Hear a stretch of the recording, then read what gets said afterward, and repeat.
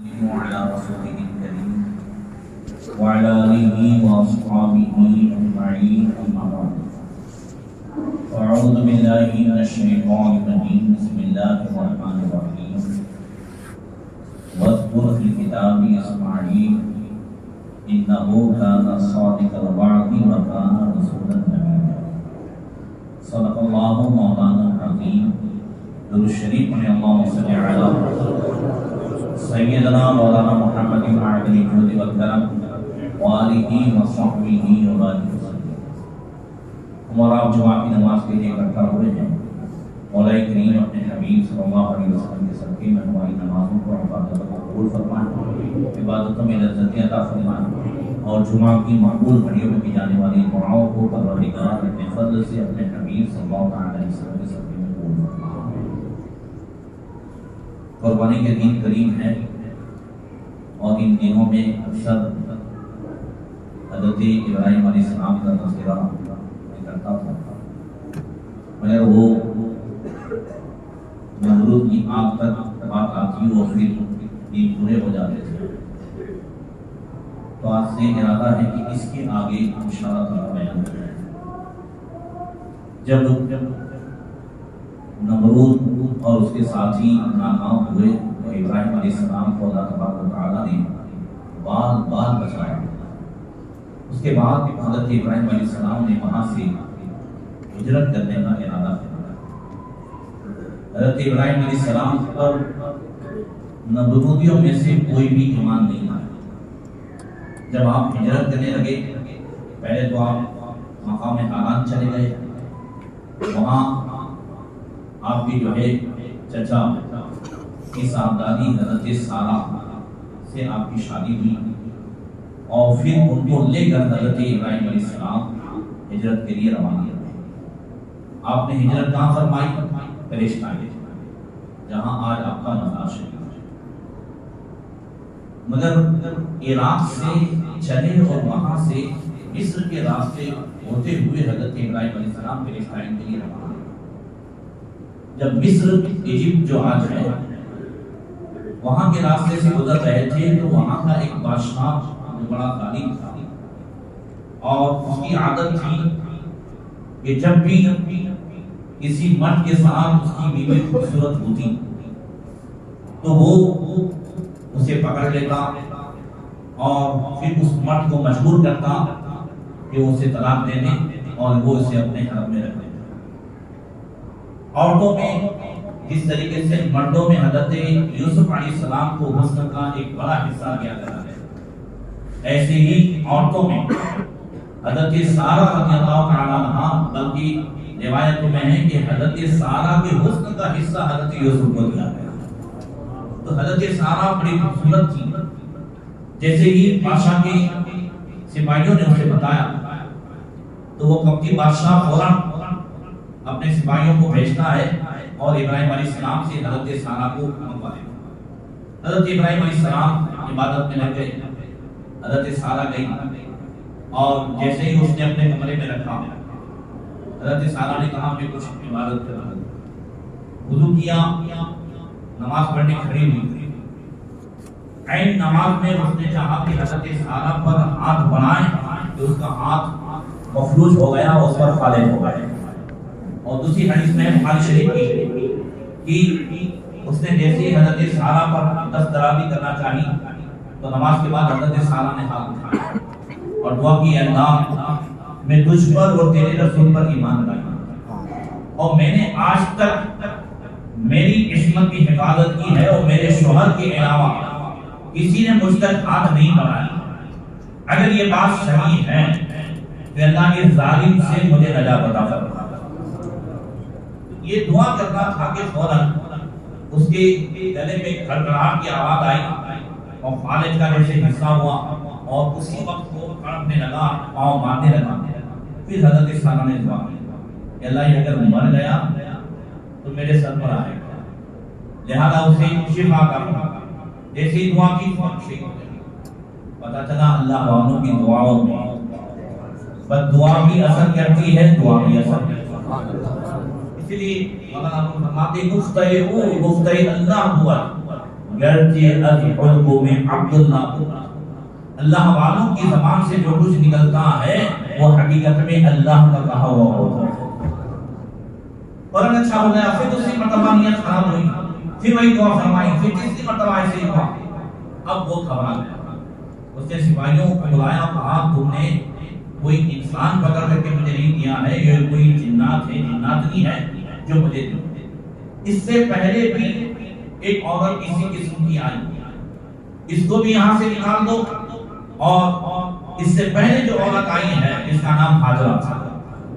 یہ حضرت ہاجرہ یہ مصر کا ایک علاقہ ہے جسے آج کل منوفیہ کا علاقہ ہے، اس کو منیف کہتے ہیں۔ اس علاقے کا جو بادشاہ تھا، اس بادشاہ نے اس پر حملہ کیا، اور اس کی جو یہ صاحبزادی تھی حضرت ہاجرہ، پہلے ان کا نام تھا ہاجرہ، تو حضرت ہاجرہ وہ گرفتار کر کے لائی گئی، قیدی بنا کر کے لائی گئی، اور حضرت ہاجرہ جو ایک شہزادی تھی اس پر بھی جب اس نے ہاتھ بڑھایا اور اسی کی حالت ویسے ہی ہوئی جو حضرت سارہ کے وقت ہوئی۔ یہ پہلے کا واقعہ۔ اب اس نے حضرت ہاجرہ کو بھی سپرد کر دیا۔ اب آپ اس سے اندازہ لگائیں کہ جس عورت کو اللہ تبارک و تعالیٰ نے ایک نبی کی بیوی بنانا ہے، ایک نبی کی ماں بنانا ہے، ابھی کچھ ہوا نہیں ہے، نہ حضرت ابراہیم علیہ السلام نے حضرت ہاجرہ کو دیکھا ہے، نہ رشتہ ہوا ہے، نہ کوئی معاملہ ہوا ہے، مگر پھر بھی اللہ تبارک و تعالیٰ ان کی عصمت اور عزت کی حفاظت فرما رہا ہے۔ اس واقعے سے ایک سبق یہ بھی ہے کہ اگر ہم اپنی بچیوں، بیٹیوں، بہنوں اور بیویوں کی عصمت کی عزت کی حفاظت کرنا چاہتے ہیں تو سب سے پہلے ہم اپنے آپ کی حفاظت کریں۔ اگر ہم اپنے آپ کی حفاظت کرتے ہیں، ہم اپنی آنکھوں سے غیر محرم عورتوں کو بچاتے ہیں، ہم اپنی ہوس سے اگر ہم دوسری عورتوں کی حفاظت کرتے ہیں تو قسم خدا کی کہیں بھی ہماری بچیاں چلی جائیں اللہ تعالیٰ ان کی حفاظت فرمائے۔ عفو النساء کعفو نساءکم، حدیث پاک میں ہے تم جو ہے اپنے حفاظت کرو دوسری عورتوں کے تعلق سے، اللہ تبارک و تعالیٰ تمہاری عورتوں اور تمہاری بیویوں کی سب کی بھی حفاظت فرمائے۔ خاص کر کے بری نظر کے تعلق سے آقا کریم صلی اللہ علیہ وسلم نے ارشاد فرمایا النظرۃ سہم مسموم من سہام ابلیس فمن ترکها من مخافتی ابدلہ ایمان جدید حلاوتہ فی قلبہ۔ آقا نے فرمایا یہ جو نظر ہے یہ ابلیس کے تیروں میں سے ایک تیر ہے جس کے ذریعے سے وہ وار کرتا ہے۔ اب جس نے اللہ فرماتا میرے ڈر سے، یہ حدیث قدسی، میرے ڈر سے جس نے اس بری نظر کو ہٹا دیا، نظر پڑی اور فوراً نظر کو پھیر دیا، تو اللہ فرماتا ہے ابدلہ ایمانا یجد حلاوۃ فی قلبی، اس نظر کے بدلے اسے ایسا ایمان عطا کروں گا جس کی مٹھاس وہ اپنے دل میں پائے گا۔ اور قسم خدا کی جب ایمان کی مٹھاس دل میں آ جائے تو عبادت کی بھی مٹھاس ہو، قرآن کی تلاوت میں بھی مزہ ہو، ذکر میں بھی مزہ ہو، نعت پڑھنے میں بھی مزہ ہو، نعت سننے میں بھی مزہ ہو۔ آج ہمیں مزہ نہیں آتا، آپ کو بار بار سبحان اللہ کہنے کی ضرورت پڑتی ہے، ہم لوگ کہتے ہیں سبحان اللہ بولو، سبحان اللہ بولو، یہ اس لیے کہ اس کا مزہ نہیں آتا۔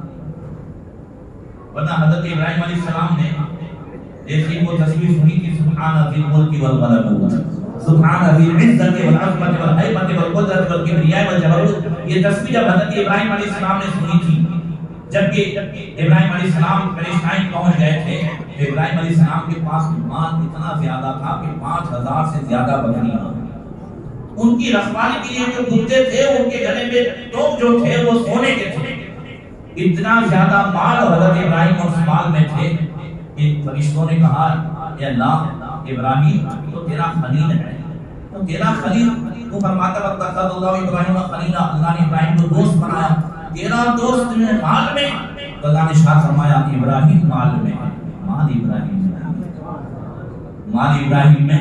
اللہ ہمیں کیسے پتا چلے کہ مال ابراہیم میں نہیں ہے؟ کہا جا کر کے امتحان دے دیا تو فرشتہ انسانی شکل میں آیا۔ دیکھو آج ہمیں بھی کوئی پروگرام رکھنا پڑتا ہے یا کچھ بھی کرنا ہوتا ہے تو سب سے پہلے یہ دیکھتے ہیں کہ آپ کو چھٹی کب ہے، آپ کو چھٹی کب ہے، تب جا کر کے ہم پروگرام رکھتے ہیں. جب چھٹی نہ ہو تو پروگرام میں بھی کوئی آتا نہیں. کئی کام کاج میں کوئی ہو وہاں جا کر حدیثیں سناؤ. حدیث میں بھی منع کیا گیا ہے کہ ایسی جگہ حدیثیں نہ سناؤ یا دین کی باتیں نہ کرو کہ لوگ وہاں کام میں یا بات میں لگے ہیں یا اپنے کسی جو ہے دنیا کے کام کاج میں لگے. اب انسان جو ہے فری ہو اور اللہ کا ذکر سنے تو اسے مزہ آئے، اسے وجد آئے. مگر مال میں ہو، کام کاج میں ہو، 5000 بکریاں ہو، اس کے درمیان انسان ہو اور پھر اللہ کی تسبیح بیان کی جائے اور پھر اسے وجد آئے. جیسے فرشتے نے تسبیح سنائی حضرت ابراہیم علیہ السلام ایسے وجد میں آئے، او میرے رب کی حمد و ثنا سنانے والے ایک مرتبہ اور سناتے. آنے والے نے کہا 25% بکریاں دو گے تو سناؤ، دے دی. پھر دوسری مرتبہ کہا 50% دو گے، پھر تیسری مرتبہ کہا کل دے دو گے، کہا کل دے دی. تب فرشتے نے کہا مولانا ہم مان گئے کہ ابراہیم مال میں ہے، مال ابراہیم میں نہیں. تو یہ ایمان کی علاوت ہوتی ہے، تب جا کر کے تسبیح میں بھی مزہ آتا ہے، قرآن سننے میں بھی مزہ آتا ہے، ذکر میں بھی مزہ آتا ہے. جب ایمان میں مٹھاس ہو، اور ایمان میں مٹھاس کب آتی ہے جب جو ہے آپ بھی محفوظ ہو، جب شرمگاہ بھی محفوظ ہو، جب بندہ گناہوں سے محفوظ ہو تو اسے عبادت میں مزہ آتا ہے. بلکہ خاص کر کے آج کے زمانے میں نظر کی حفاظت، یہ 1400 سال پہلے ابھی میں سوچ رہا تھا کہ آقا کریم صلی اللہ علیہ وسلم کی حدیث تو 1400 سال پہلے کی ہے. یہ نظر ابلیس کے تیروں میں سے ایک تیر ہے. یہ اس وقت کی ہے جب مائیں نکلتی تھی، بہنیں نکلتی تھی تو مکمل پردے سے ہوا کرتی تھی. جب پردے کی آیت آئی تو حضرت عائشہ صدیقہ کہتی ہیں کہ عورتوں نے باقاعدہ اپنی چادریں پھاڑ پھاڑ کر کے دوپٹے بنائے. اور آج یہ ماحول ہے کہ جیسے سوٹ ہے ویسے ہی دوپٹے ہیں مگر پھر بھی سر پہ. آج کے ماحول کے تعلق سے آقا کریم صلی اللہ علیہ وسلم نے جو فرمایا تھا نساء قاسیات عاریات مائلات موملات رؤوسهن كأسنمة البخت المائلة لا يدخلن الجنة ولا يجدن ريحها وإن ريحها لتوجد من مسيرة كذا وكذا. یہ مسلم شریف کی حدیث ہے. حضرت ابو ہریرہ کہتے ہیں آقا کریم صلی اللہ علیہ وسلم نے فرمایا عورتیں ایسی ہوں گی جنہوں نے لباس پہنے ہوں گے مگر پھر بھی ننگی ہوں گی. لباس پہنے ہوں گے پھر بھی کیا ہوں گی؟ مردوں کو اپنی طرف مائل کرنے والی ہوں گی اور خود بھی مردوں کی طرف مائل ہونے والی ہوں گی، اور ان کے جو سر ہوں گے وہ اونٹ کی کوہان کے برابر اونچے ہوں گے. جیسے آج کل اگر ہوتا بھی ہے اس طریقے سے وہ کر دیتے ہیں کہ جس سے بالکل اوپر کا بنا ہوا. حضور فرماتے ہیں ایسی عورتیں نہ جنت میں جائیں گی نہ جنت کی خوشبو پائیں گی. حالانکہ جنت کی خوشبو 500 سال کی مسافت سے آتی ہے مگر پھر بھی ایسی عورتیں جنت کی خوشبو نہیں پائیں گی. اب ایسے ماحول میں اگر نظر کو بچا لیا ہے تو اللہ تبارک و تعالیٰ اس کی جو ہے اس کے بدلے میں ایسا ایمان عطا فرمائے گا کہ جس کی مٹھاس کی حضرت سارا حضرت حاجرہ کو لے کر کے گئی. حضرت ابراہیم علیہ السلام نماز میں سے خالی ہوئے، پوچھا کیا ہوا؟ اللہ تعالیٰ نے راہیل کو ذلیل کیا اور مجھے ایک خادمہ عطا فرمائی. پھر وہاں سے چلے اور پیلسٹائن پہنچے. پیلسٹائن ارض مقدس پہنچ کر وہاں والوں نے حضرت ابراہیم علیہ السلام کا خوب ویلکم کیا، ایمان لائے اور خوب زمین جائیداد خریدی. حضرت ابراہیم علیہ السلام کے یہاں اس وقت تک اولاد نہیں تھی، 90 سال کی عمر سے زیادہ گزر چکی. حضرت سارا نکاح میں ہے مگر اولاد نہیں. اب حضرت ابراہیم علیہ السلام اکثر دعا کرتے تھے اسماعیل اسماعیل. اسما یہ عربی لفظ ہے، ایل ابراہیمی لفظ ہے. اے اللہ سن لے، اے اللہ سن لے، اے اللہ سن لے. حضرت سارا نے ایک دن حضرت ابراہیم علیہ السلام سے کہا کہ ہو سکتا ہے میری قوم سے اولاد نہ ہو تو آپ حاجرہ سے شادی کریں، میں حاجرہ کو آپ کو جو ہے گفٹ کرتی ہوں. حضرت ابراہیم علیہ السلام نے ان سے شادی کی، نکاح کیا اور اللہ تبارک و تعالیٰ نے ابراہیم علیہ السلام کو پہلا فرزند عطا فرمایا. تقریباً 100 سال کی عمر تھی اور اسماعیل یا اللہ سن لے اللہ سن لے اور اسی پہلے فرزند کا نام رکھا اسماعیل. کیا رکھا؟ اللہ ارشاد فرماتا ہے وَاذْكُرْ فِي الْكِتَابِ اسماعیل. محبوب قرآن میں اسماعیل کا ذکر کرو. انه كان صادق الوعد وكان رسولا نبيا. وہ وعدے کے سچے اور رسول و نبی. حضرت اسماعیل علیہ السلام پیدا ہوئے، دودھ پینے کا زمانہ تھا. ابراہیم علیہ السلام بڑی محبت چونکہ اتنے عرصے کے بعد اولاد ہوئی ہے بڑے پیار و محبت سے حضرت اسماعیل علیہ السلام کو چنتے، زیادہ تر ان کی طرف توجہ کرتے، عورت اور پھر سوکن حضرت سارہ کی غیرت میں جوش مارا، ابراہیم علیہ السلام سے کہتی ہیں کچھ بھی ہو ابھی ان دونوں کو یہاں سے مجھ سے جدا کر، یہ یہاں دونوں رہنے نہیں چاہیں گے، آپ کی توجہ ان کی طرف ہوگی۔ حضرت ابراہیم علیہ السلام ابھی خاموش تھے کہ وحی آئی کہ جو سارہ کہتی اور کروں، اور ان دونوں کو جہاں خانہ کعبہ ہے، جہاں کعبہ شریف ہے، کعبہ شریف کی بنیاد تو حضرت آدم علیہ السلام کے اس میں ہو گئی، کعبہ شریف بن چکا ہے، اور پھر حضرت نوح علیہ السلام کے زمانے میں جو طوفان آیا تو وہ عمارت اٹھا دی گئی اور وہ قلعے کی شکل میں تھا، جہاں بالکل جنگل، نہ کوئی مکان، نہ کوئی دکان، نہ کوئی وہاں جانور، اس لیے کہ نہ پانی ہے، نہ کچھ بھی نہیں، نہ درخت، کچھ بھی نہیں تھا، نہ وہاں جا کر کے تمہیں انہیں چھوڑنا ہے جو ہمارے حرمت والا گھر ہے۔ حضرت ابراہیم علیہ السلام حضرت حاجرہ اور حضرت اسماعیل علیہ السلام کو لے کر کے فلسطین سے مکہ شریف کے لیے روانہ ہوئے۔ جب پہنچے جہاں آج خانہ کعبہ ہے، وہاں ایک قلعے کی شکل ہے، وہاں بٹھا دیا، ایک کھجور کی ٹوکری دی، ایک مشکلہ پانی کا دیا اور فرمایا تم یہیں رہو، میں جاتا ہوں۔ حضرت حاجرہ کہتی ہے کہ اس بے آب و دانہ جنگل چکیر میدان میں مجھے کس کے سپرد کی جا رہی ہے، ہم یہاں کیسے رہیں گے؟ حضرت ابراہیم علیہ السلام خاموش ہیں، حضرت حاجرہ نے دوسری مرتبہ کہا، پھر خاموش، تیسری مرتبہ حضرت حاجرہ کہتی ہیں آپ اتنا بتا دیں کہ ہمیں یہاں پر چھوڑنے کا حکم اللہ نے دیا ہے؟ تو حضرت ابراہیم علیہ السلام کہتے ہیں ہاں اللہ نے دیا ہے۔ اب حضرت حاجرہ کا ایمان دیکھو، کہتی ہیں اب آپ جاؤ، اللہ ہمیں ضائع نہیں فرمائے گا۔ اب دونوں کا توکل دیکھیں اس واقعے میں، ابراہیم علیہ السلام کا بھی توکل اور حضرت حاجرہ کا بھی توکل، اللہ پر بھروسہ کہ جب اللہ کا حکم ہے اللہ ضائع نہیں فرمائے گا۔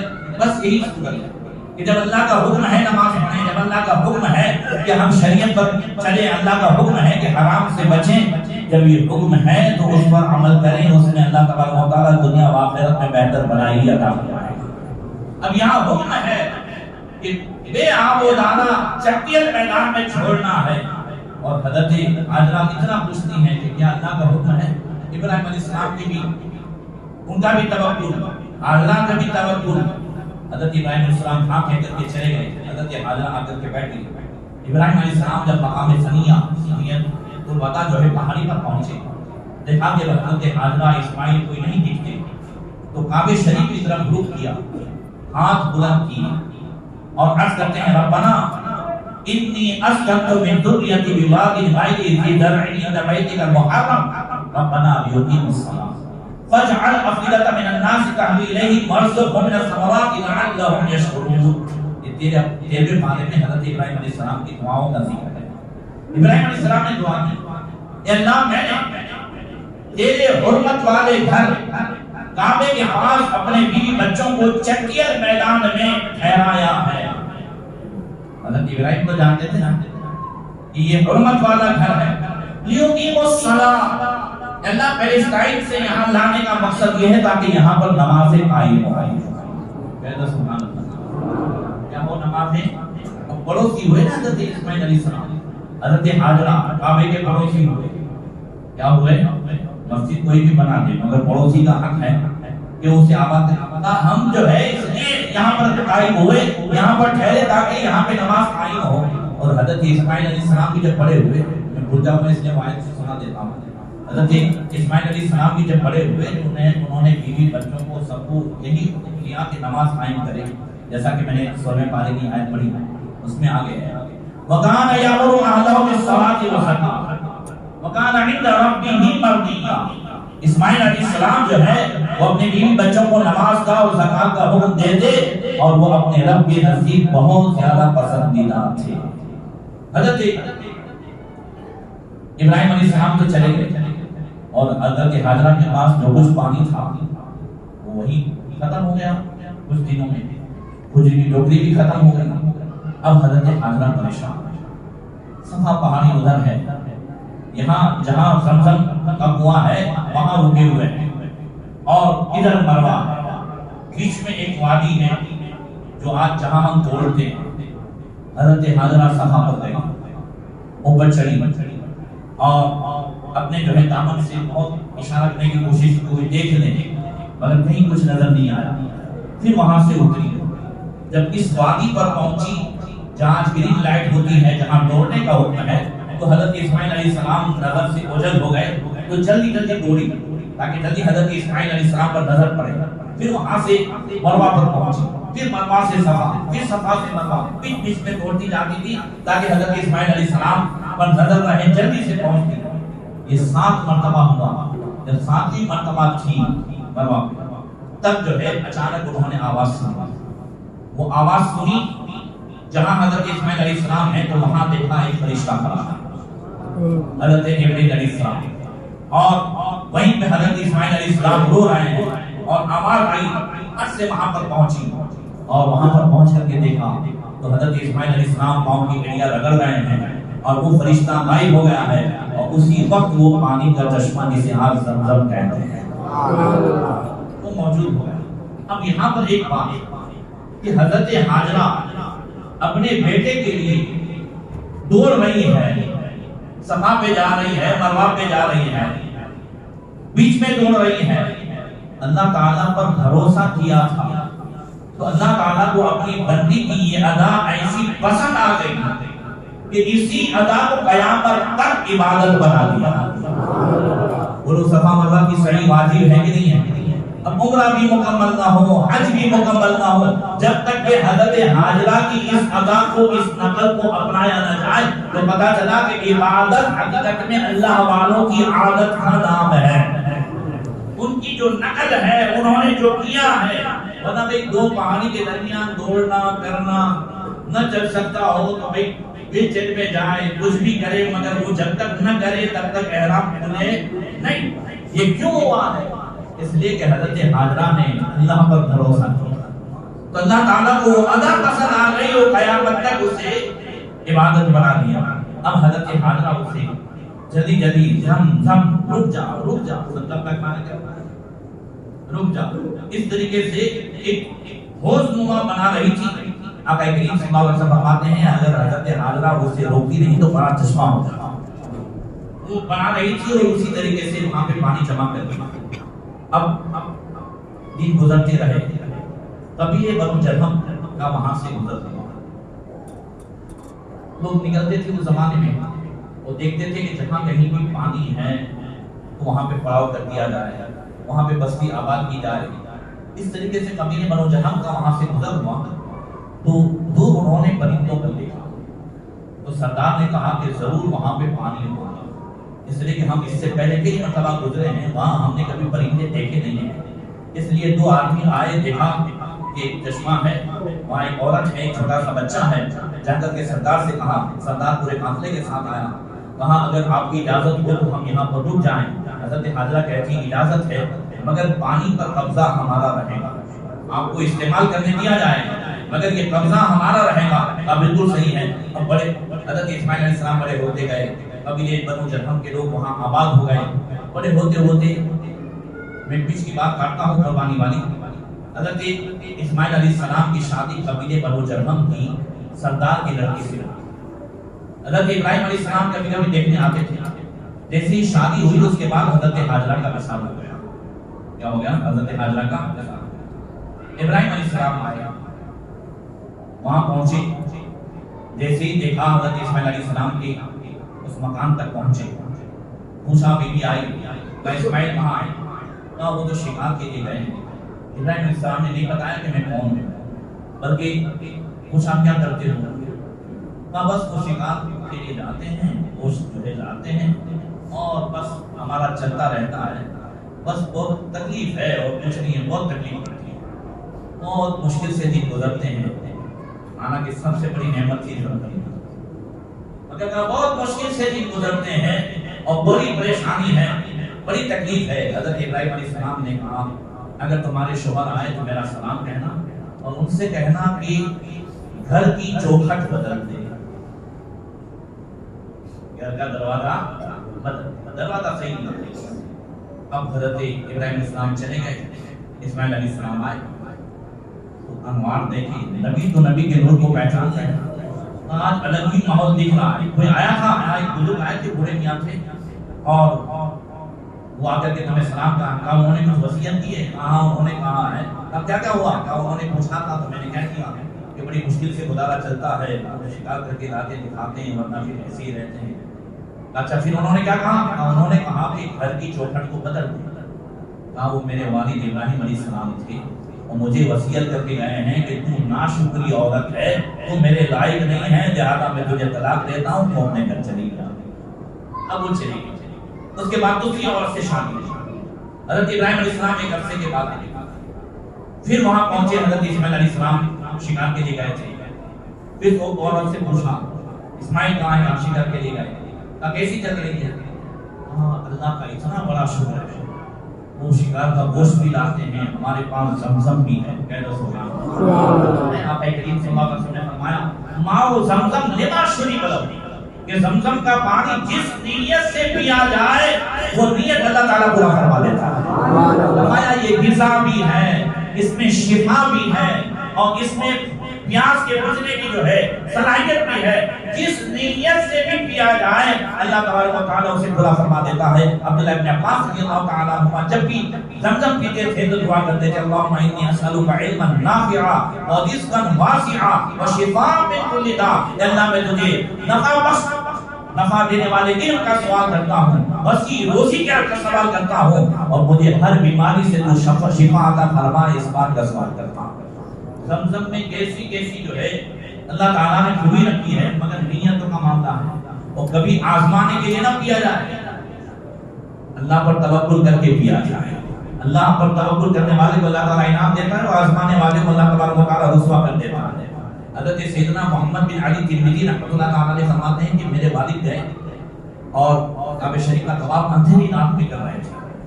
حج کا زمانہ تھا, مگر اس وقت ایسی لائٹیں وغیرہ سب نہیں تھی. ہاں ان کو سخت پیشاب ہے, کیا لگی؟ اب پہلے تو دبایا پیشاب, مگر پھر بہت تکلیف ہوئی تو سوچا اگر جاؤں گا تو اتنا مجمع ہے کہ میں ان کے قدموں میں آ جاؤں گا یا پھر ان کے سر میرے قدموں میں آ جائیں گے. تو پریشان ہوا, اس میں مجھے یہ حدیث یاد آئی کہ زمزم کا پانی جس نیت سے پیا جائے. کام زمزم کے کنویں پر آیا اور خوب پانی پیا, لگی تھی پیشاب, تو ڈبل لگنی چاہیے نا. خوب پانی پیا اس نیت سے کہ مجھے پیشاب کی حاجت نہ ہو, تو کہا مجھے الحمدللہ فجر تک پیشاب کا جو ہے درد بھی نہیں ہوا, اس کی حاجت بھی نہیں ہوئی. زمزم یہ مشہور زمزم کی ہے, گوشت کی ہے, سب کچھ ہے. اللہ کا بہت بڑا احسان ہے, اللہ تعالیٰ نے ہمیں بہت کچھ دیا ہے. حضرت ابراہیم علیہ السلام نے دعائیں دی, اللہ تمہارے گوشت میں بھی برکت عطا فرمائے, تمہارے پانی میں بھی برکت عطا فرمائے. اور پھر اس کے بعد جانتے ایک بات کہنے لگے, اسماعیل سے سلام کہنا اور کہنا کہ گھر کی چوکھٹ بڑی اچھی ہے, اس کی حفاظت کریں, اس کا دھیان رکھیں. اب حضرت ابراہیم علیہ السلام چلے گئے, اسماعیل علیہ السلام آئے, انوار دیکھیں. آپ کوئی آیا تھا, ایک بزرگ آئے تھے, اس طریقے سے ہوا, انہوں نے پوچھا کیا, آپ کیا کہہ گئے؟ انہوں نے کہا کہ گھر کی چوکھٹ اچھی ہے, اس کی حفاظت کرے. پتہ چلا عورتیں گھر کی چوکھٹ ہے, اور ان کے اندر سب سے بڑی جو خوبی ہے وہ شکر ہے. وہ کیا ہے؟ صبر ہے, شکر ہے. یہ دونوں نعمتیں ہوں تو گھر ہمیشہ کھلا پڑا رہتا ہے. انشاءاللہ آئندہ جمعہ. السلام علیکم.